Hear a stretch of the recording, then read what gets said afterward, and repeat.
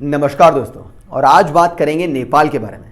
देखिए 3 करोड़ की आबादी वाला भारत का एक और पड़ोसी देश नेपाल आर्थिक मंदी यानी कि इकोनॉमिक क्राइसिस से गुजर रहा है। ठीक वैसे ही जैसे भारत के दूसरे पड़ोसी देश पाकिस्तान और श्रीलंका आर्थिक मंदी यानी कि इकोनॉमिक क्राइसिस से गुजर रहे हैं, ठीक हालात वैसे ही नेपाल में भी बनते चले जा रहे हैं। और नेपाल की इस इकोनॉमिक क्राइसिस की शुरुआत हुई 2015 में, जहां नेपाल के अंदर एक बहुत बड़ा भूकंप आया जिसकी वजह से नेपाल की आर्थिक स्थिति बिगड़ गई।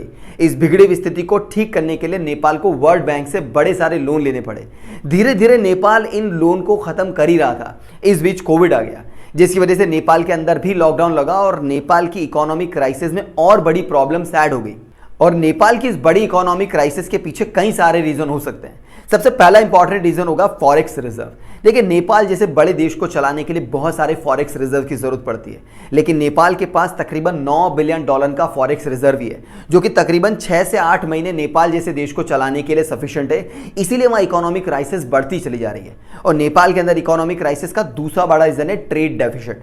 देखिए नेपाल एक लैंडलॉक कंट्री है, उसे काफी चीजों के लिए इंपोर्ट पे ही डिपेंड होना पड़ता है। इसीलिए नेपाल के अंदर इंपोर्ट ज्यादा होता है और एक्सपोर्ट कम होता है। और इंपोर्ट ज्यादा करने के लिए वो इंडिया पे ही काफी हद तक डिपेंड करता है। इसीलिए नेपाल के अंदर इकोनॉमिक क्राइसिस बढ़ता चला जा रहा है। नेपाल के अंदर इकोनॉमिक क्राइसिस आने का तीसरा बड़ा रीजन है इन्फ्लेशन। देखिए नेपाल एक लैंडलॉक कंट्री है जहां इंपोर्ट ज्यादा होता है, इसीलिए वहां इन्फ्लेशन बढ़ता चला जा रहा है। और अब नेपाल के अंदर ऑल टाइम हाई इन्फ्लेशन हो चुका है, तकरीबन 7.28%। इसी के साथ वहां पेट्रोल की प्राइसेस भी बढ़ गई हैं and the reason is Russia Ukraine war. और नेपाल के अंदर इकोनॉमिक क्राइसिस का चौथा और इंपॉर्टेंट रीजन हो सकता है नो गवर्नमेंट सपोर्ट। देखिए नेपाल के अंदर जो गवर्नमेंट है वो गवर्नमेंट अपनी रूलिंग पार्टी को चलाने पे ही ज्यादा फोकस करती है। नेपाल के लोगों के डेवलपमेंट के लिए, उनकी एजुकेशन के लिए, उनकी ट्रेनिंग पे कोई ध्यान नहीं दिया जाता, जिसकी वजह से नेपाल के अंदर ह्यूमन डेवलपमेंट लगभग खत्म सा हो गया है। लोगों की प्रोडक्टिविटी खत्म हो चुकी है और नेपाल के अंदर प्रोडक्शन खत्म हो चुका है। और वैसे भी नेपाल एक लैंडलॉक कंट्री है, वहां इंपोर्ट ज्यादा होता है, इस वजह से नेपाल का डेवलपमेंट हो नहीं पा रहा। और नेपाल के अंदर जो गवर्नमेंट चलाई जाती है वो चलाती है नेपाल कम्युनिस्ट पार्टी, एक ऐसी पार्टी जो अपनी रूलिंग पार्टी को चलाने पे ही सारा फोकस करती है। पिछले 22 सालों के अंदर 22 प्राइम मिनिस्टर नेपाल के अंदर बदल चुके हैं। बार बार प्राइम मिनिस्टर बदल गए लेकिन नेपाल की स्थिति नहीं बदली, बल्कि नेपाल की स्थिति पहले से ज्यादा बेकार हो चुकी है।